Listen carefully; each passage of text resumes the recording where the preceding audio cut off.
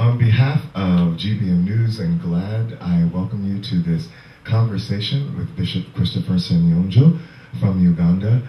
I am glad to be joined by my colleague, Reverend Charles Gilmore, who is the supply pastor of both the Bethany and the Westside Presbyterian Church, which is located in Englewood, New Jersey. God bless you, Pastor Gilmore. Welcome, Bishop Christopher Senyonjo. We are delighted to have you in our midst. Certainly there's so much that I can say about you. You have a remarkable CV, and of course the work that you do now is just is groundbreaking. You're a graduate of both Yale and Union. You were ordained, of course, in the Episcopal Church, I believe, in 1964. In 1974, you became the bishop of Western Uganda. You retired, and then in 1998 opened the center that you currently serve. And of course, we know that you have come to America to meet with those of us that support the work that you are doing in Uganda. So I'm going to ask Charles to just get us started. All right. Bishop Christopher, I'd like to ask you if you could help us to understand a little bit about the situation in Uganda. Can you help to frame the situation of why this anti-homosexuality bill has surfaced in Uganda and why at this particular time? This bill surfaced because we have people who have been framing, who have been trying to bring this about, especially from here, who are interested in exporting what has been failing here to Uganda.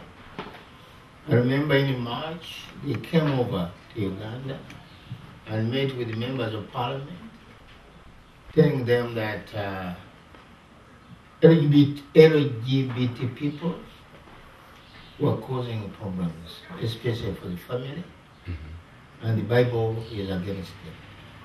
So that's how it started, really.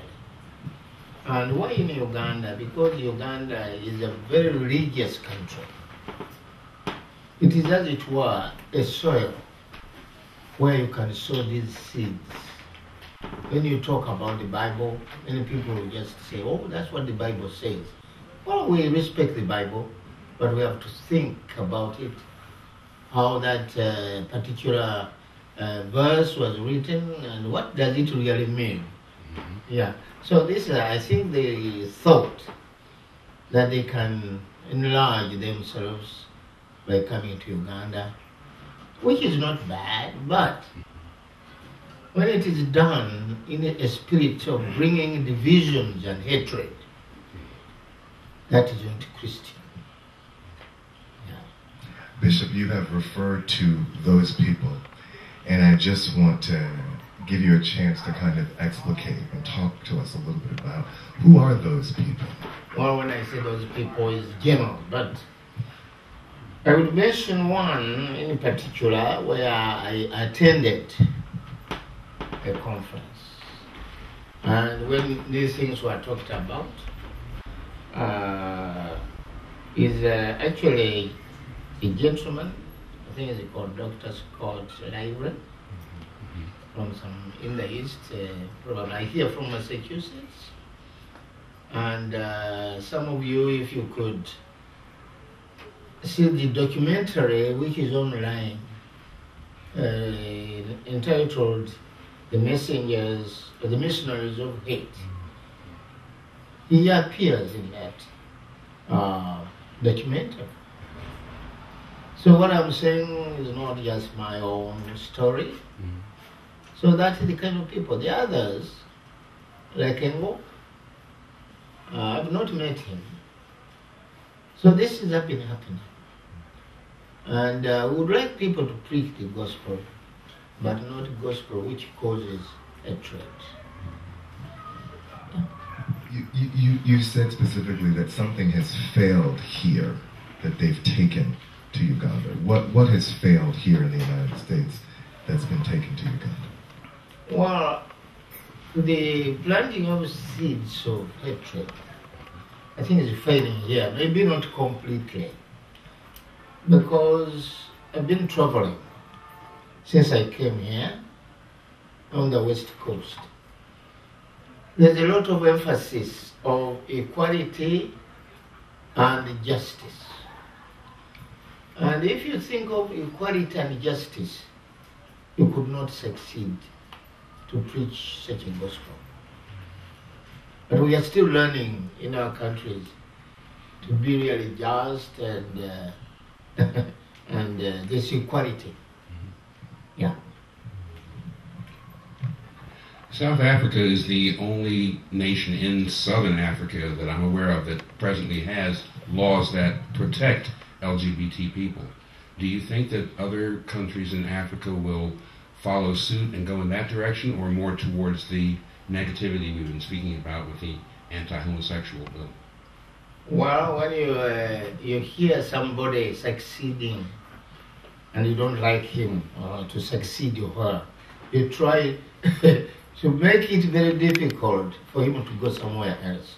So there have been more nations which have been welcoming bills like the one in Uganda now, which is anti-homosexuality, to the extent of trying to exterminate LGBT people. Because when they say that if you are known to be promoting, what they call promoting, is very difficult really even to interpret. Myself as a counselor, I could be accused of promoting. In that case, I could be in prison. And if one was convicted, according to that new bill, he could be imprisoned between 3 to 7 years if it was not a very serious case. But in many instances, he could be sentenced for life. And in the extreme cases, sentenced to death. I just want to frame for people and give them a sense of where is the bill right now in terms of the legislative process, and what are your thoughts on the possibility of it actually passing? The bill seems to have stalled. Why? Because of the people who have been speaking against it.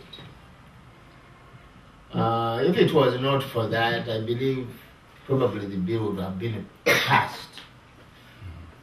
The president here, President Obama, spoke against that bill, and it was odious. The Secretary of State, Hillary Clinton, spoke against it. I've been visiting the state office in Washington, D.C. I've met a number of people, some senators and representatives have been speaking against it. And many other voices, even ourselves, we didn't leave it to only people from outside. I've been able to visit, met the Speaker of Parliament and presented our petition rejecting this bill because it is inhuman and draconian. Yes. So the situation now is the ministers, the cabinet made a statement, the cabinet of Uganda, saying that, the bill generally is unconstitutional as far as the Uganda constitution is concerned. But they felt that, but one article 13 concerning promotion of homosexuality should be retained. But when you study that article, it is really a so draconian article. So we are waiting to see what will happen, but they sent this bill to what they call legal committee to look into it. I have not heard their report, but what I could say, it is told. But even if it doesn't pass, there are so many repercussions. People are losing their jobs. People are losing their residences. Some school children sent away from school. So things are not that good. But I hope it won't pass.